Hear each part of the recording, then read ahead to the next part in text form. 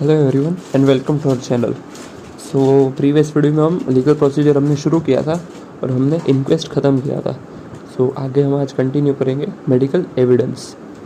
Medical evidence में first of all definition, all statements which the court permits और request to be made before it by witness in relation to the matters of fact under inquiry.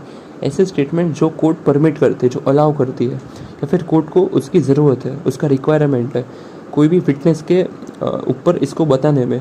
और ये जो evidence है वो it should be in relation to the matters of fact under inquiry, कि कोई भी inquiry जो चल रही है उसके रिलेटेड में कोई भी फैक्ट है, कोई भी जो दावा है, हम उसे कहेंगे एविडेंस कहेंगे। और मोस्टली एविडेंस दो टाइप्स के होते हैं, ओरल और डॉक्यूमेंट्री। अगर डॉक्यूमेंट्स प्रोवाइड किए कोर्ट में तो हम उसे डॉक्यूमेंट्री एविडेंस कहेंगे। All the documents produced for inspection of the court. फिर टाइप्स में हमने जैसे पहले बोला था डॉक्यूमेंट्री और ओरल एविडेंस है। तो डॉक्यूमेंट्री एविडेंस में it includes all the documents produced for inspection of court. Court में जो भी डॉक्यूमेंट्स अगर हम पेश करते हैं, प्रोवाइड करते हैं कोर्ट में, तो उसे हम डॉक्यूमेंट्री एविडेंस कहेंगे। और section 61 to 90 of Indian evidence act 1872 deals with documentary evidence.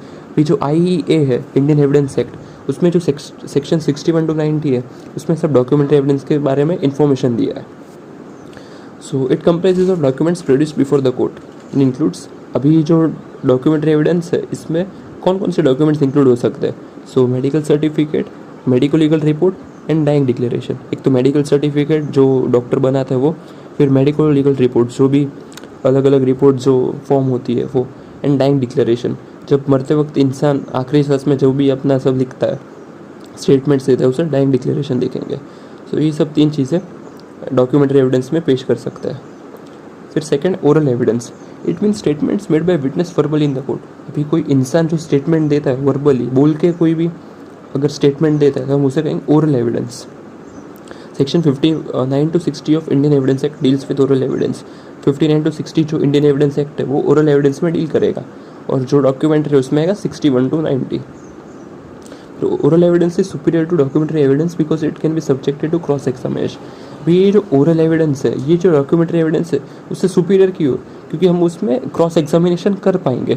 अगर कोई ओरल एविडेंस में अगर कोई पर्सन आता है तो हम उससे कोई दूसरे सवाल पूछ के क्रॉस एग्जामिनेशन कर सकते हैं, पर डॉक्यूमेंट्री एविडेंस में ऐसा कुछ पॉसिबल नहीं है। जो भी फैक्ट्स है बस वही हमें देख के हमें उसका अज्यूम करना पड़ता है।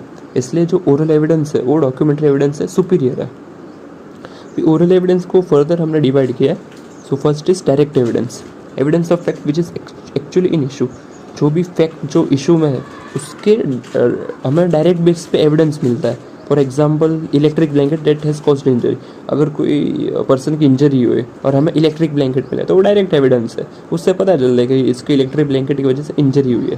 प्रिस्क्रिप्शन, अगर कोई मेडिसिन की वजह से कुछ प्रॉब्लम हो जाए तो अगर प्रिस्क्रिप्शन में वो मेडिसिन लिखा है तो हम ऐसे अज्यूम कर सकते हैं कि इसके वजह से ही हुआ है। ये भी एक डायरेक्ट एविडेंस हो सकता है।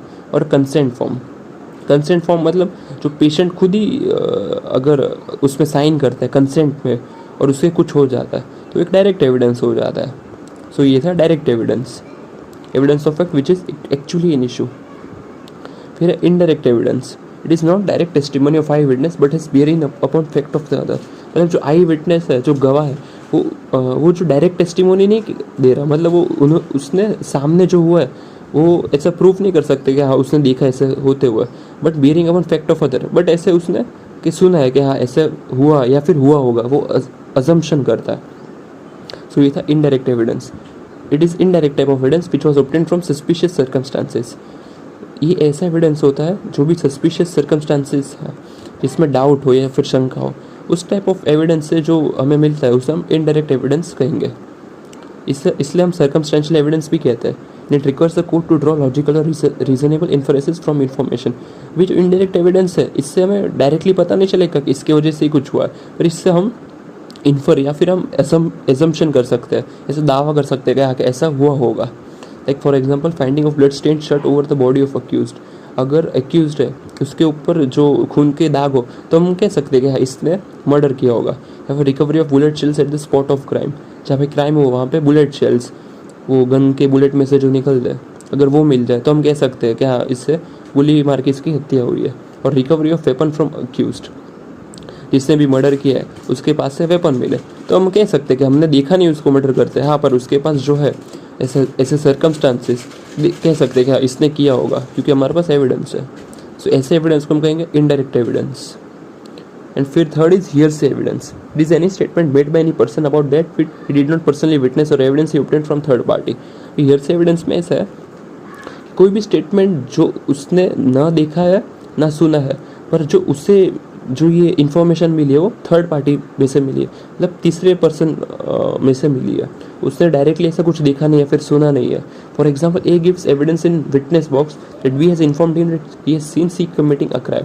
अभी कोई जैसे फॉर एग्जाम्पल ए जो है कोई एविडेंस देगा कोर्ट में कि उससे जो इन्फॉर्मेशन मिली है, बी से इन्फॉर्मेशन मिली है कि उसने बी ने ना सी को क्राइम करते हुए देखा। सो ए ने बेसिकली देखा नहीं है सी को क्राइम करते हुए, पर उसको जो है ए को बी ने बोला है।